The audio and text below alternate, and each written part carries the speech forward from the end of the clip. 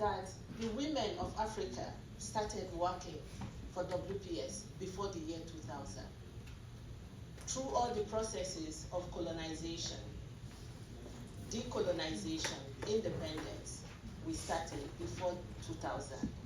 And African women from Nairobi to Mexico to Beijing back to New York fought to make sure that we have the Women, Peace and Security agenda. We honor their legacy before we start this conversation.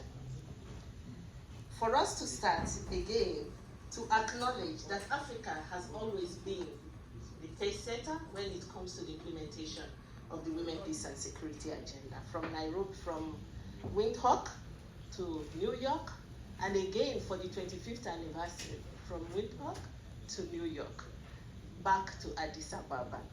So we have been leading the WPS agenda.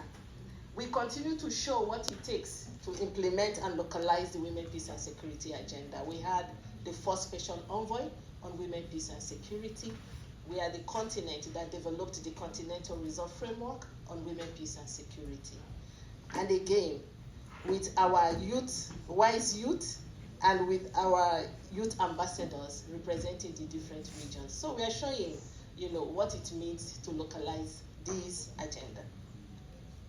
However, how well have we done in terms of mainstreaming the Youth Peace and Security agenda into the Women, Peace and Security agenda? I don't think we are doing very well despite all the successes and all the mechanisms that we've put together. And actually, it's not our fault. You hear the few days we have been here, when you speak, you talk about women in peace building. You forget to say women and young women in peace building, because even women are still struggling to be at the peace table. So women are trying to get to the table, and then once they are seated, they remember they might be youth, but by the time they remember, the door has closed. So this afternoon, we want to have a conversation. And you see my very brilliant young people sitting at the table. We've had some private conversations.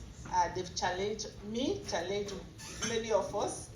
And I keep saying to them, 25 years ago, when this resolution was signed, I was also like you, a young person. But 25 years after, I've become an older woman. So in the next 25 years, you might also be in my position. So it's okay, we learn from each other. So we are going to be starting asking questions of each of you, and I would like to take seven minutes to do this. So please time yourselves while I time you. I don't want to stop you, but we need to keep to time.